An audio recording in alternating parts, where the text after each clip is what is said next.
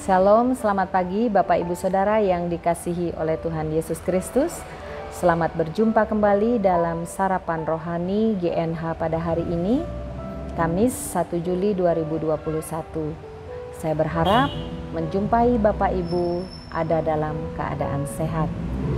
Mari kita akan mengawali hari ini. Kita akan membaca dan merenungkan firman Tuhan. Namun sebelumnya, mari kita datang kepada Tuhan, kita mohon pertolongan Roh Kudus agar kita mampu mengerti firman Tuhan yang hendak kita renungkan bersama. Mari kita berdoa. Segala puji, hormat, syukur, dan kemuliaan kami naikkan kepadamu, ya Allah Bapa di sorga, Bapa di dalam Tuhan kami Yesus Kristus, Tuhan dan Juru Selamat kami. Kami bersyukur untuk satu hari lagi yang Tuhan karuniakan bagi kami. Kami percaya Engkau tetap memelihara dan memberkati kehidupan kami. Bahkan yang tidak dapat kami lakukan, yang tidak mungkin kami lakukan, Engkau membuatnya menjadi mungkin. Karenanya ya Bapa, kami tetap menaruh iman dan pengharapan kami hanya kepada Engkau. Kami hendak menjalani hari ini ya Bapa. Kami mau mengawalinya dengan merenungkan firman-Mu. Tuhan, kuasai hati dan pikiran kami, untuk kami dapat mengerti dan memahami firman Tuhan, lalu melakukannya di dalam ketaatan dan kesetiaan kami kepadamu. Terima kasih Bapa di surga, di dalam nama Tuhan Yesus Kristus, Allah kami yang hidup, kami berdoa. Amin. Bapak Ibu Saudara yang dikasihi oleh Tuhan Yesus Kristus, firman Tuhan yang tersedia bagi kita pada hari ini terambil dari dua bacaan. Yang pertama dari Hosea 13 ayat yang keempat. Saya akan membacakannya bagi kita sekalian. Tetapi aku adalah Tuhan Allahmu sejak di tanah Mesir. Engkau tidak mengenal Allah kecuali aku, dan tidak ada juru selamat selain aku. Lalu bacaan yang kedua dari 1 Yohanes 4 ayat 13 dan 14. Demikianlah kita ketahui bahwa kita tetap berada di dalam Allah dan Dia di dalam kita. Ia telah mengaruniakan kita mendapat bagian dalam Roh-Nya. Dan kami telah melihat dan bersaksi bahwa Bapa telah mengutus Anak-Nya menjadi juru selamat dunia. Perenungan firman Tuhan hari ini diberikan judul Marah karena sayang. Marah karena sayang. Bapak Ibu Saudara, marah dan sayang adalah dua kata yang memiliki makna yang sangat bertolak belakang. Kalau saya bertanya kepada Bapak Ibu Saudara sekalian, jika Bapak Ibu mendengar kata marah, apakah yang terbayang dalam pikiran Bapak Ibu? Kalau saya mendengar kata marah, yang ada dalam pikiran saya adalah ekspresi wajah yang galak, seram, mungkin menakutkan. Kira-kira begitu mungkin Bapak Ibu ya.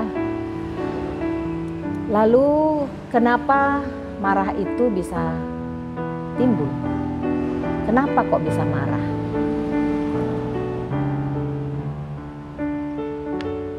Marah adalah sebuah perasaan ketidaksenangan yang dirasakan oleh setiap individu atau setiap kita ketika kita merasa tertantang atau terlukai. Ekspresi marah atau ungkapan marah biasanya timbul karena ketika kita memakai cara yang baik, sudah tidak mempan lagi. Jadi muncullah kemarahan itu karena kita harus sedikit bersikap lebih tegas. Kita ambil saja contoh ketika kita memarahi anak kita. Kita sebagai orang tua marah kepada anak kita, tentulah bukan tanpa alasan kan Bapak Ibu ya. Sekali kita mengingatkan anak kita akan kekeliruan yang mereka lakukan, 2 kali, 3 kali, atau bahkan lebih, atau bahkan berkali-kali kita mengingatkan, dan akhirnya kita menjadi marah karena apa yang kita nasihatkan kepada mereka, mereka tidak mengindahkannya. Anak kita tidak mengindahkan teguran dan peringatan kita. Lalu apakah ketika Bapak Ibu Saudara marah kepada anak-anak, apakah itu berarti kita tidak sayang kepada mereka? Bukankah kita menegur dan memarahinya karena rasa sayang kita kepada mereka? Kita menyayangi anak-anak kita. Bapak Ibu Saudara yang dikasihi oleh Tuhan Yesus Kristus, hal serupa terjadi antara Allah dan Efraim pada waktu itu. Jika kita membaca Hosea 13 secara keseluruhan, di situ kita akan menemukan bahwa kalimat yang Tuhan Allah sampaikan melalui Hosea berawal dari rasa marah Tuhan Allah kepada Efraim. Judul perikopnya bahkan dikatakan murka Tuhan akan menimpa Efraim. Efraim bersalah dengan menyembah berhala. Mereka terus berdosa dan membuat baginya patung tuangan dari perak dan berhala-berhala, lalu mempersembahkan korban kepada berhala-berhala tersebut. Bukan mempersembahkan korban kepada Tuhan. Karena itulah Tuhan Allah meminta Hosea untuk menyampaikan pesan kepada Efraim. Seperti yang kita baca dalam Hosea 13 ayat 4, tetapi aku adalah Tuhan Allahmu sejak di tanah Mesir.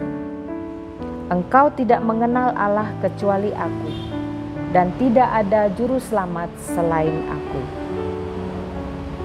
Tuhan Allah sangat menyayangi Efraim. Tuhan Allah sangat memperhatikan dan sangat peduli kepada kehidupan Efraim. Sehingga ketika Tuhan mendapati Efraim berbuat salah, berbuat tidak benar, bukankah menjadi satu hal yang sangat wajar ketika Tuhan menjadi marah kepadanya? Tuhan Allah marah bukan karena benci kepada Efraim. Justru sebaliknya, karena Tuhan sangat sayang kepada Efraim.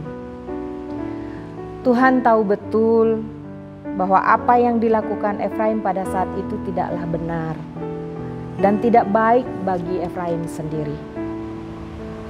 Tuhan tidak mau kehancuran menimpa Efraim. Bapak Ibu Saudara, rasa sayang Tuhan tidak hanya sampai kepada Efraim saja, tetapi kepada kita juga. Apa yang Tuhan Allah lakukan kepada Efraim, demikian juga dilakukannya bagi kita, anak-anaknya, umat kesayangannya.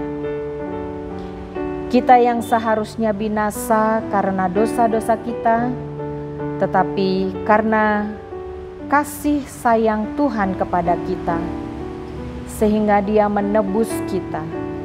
Dia mengutus anaknya yang tunggal untuk menyelamatkan kita dari dosa-dosa kita, agar kita memperoleh hidup yang baru di dalam Dia. Bapak Ibu Saudara yang dikasihi oleh Tuhan Yesus Kristus, kiranya firman Tuhan ini akan selalu mengingatkan kita akan karya penyelamatan yang sudah Tuhan kerjakan bagi kita. Karena cintanya kepada kita, karena sayangnya kepada kita. Karena Tuhan tidak ingin melihat kita binasa. Jika selama ini kita merasa Tuhan marah kepada kita karena kita mengalami hal-hal yang di luar keinginan kita, ingatlah Bapak Ibu bahwa sejatinya Tuhan Allah sayang kepada kita. Segala sesuatu diizinkannya terjadi adalah untuk membawa kita lebih mendekat kepadanya. Untuk membuat kita selalu mengingat akan Dia, mengingat kebaikannya bagi kita. Bapak Ibu mungkin ingat lagu yang judulnya Mengingat Akanmu. Saya rindu menyanyikan refnya saja. Mungkin ini akan bisa lebih menguatkan kita semua. Segala yang terjadi untuk membawa kami lebih mendekatmu. Selalu segala yang terjadi biar membuat kami mengingat akanmu. Segala yang terjadi biar membuat kami mengingat akanmu. Bapak Ibu Saudara, mari kita terus berusaha untuk hidup di dalam kasih dan kebenaran firman Tuhan, sehingga hidup kita benar-benar berkenan kepada Dia. Amin. Mari kita berdoa. Bapa kami yang di sorga, kami bersyukur atas firman-Mu pada pagi hari ini. Ajaib sungguh anugerah-Mu bagi kami. Engkau menyelamatkan kami karena Engkau tidak ingin melihat kami binasa. Nyata besar kekuatan-Mu, begitu nyata dalam kehidupan kami. Terima kasih Bapa, buat kasih-Mu yang begitu besar bagi kami. Buatlah kami dapat selalu berjalan dalam kebenaran-Mu, seturut dengan firman-Mu, seturut dengan kehendak-Mu. Di dalam nama Tuhan Yesus Kristus, Allah yang hidup, kami berdoa. Amin. Bapak Ibu Saudara yang dikasihi oleh Tuhan Yesus Kristus, selamat beraktivitas hari ini di dalam kerja dan karya kita. Tuhan Yesus memberkati kita semua. Shalom.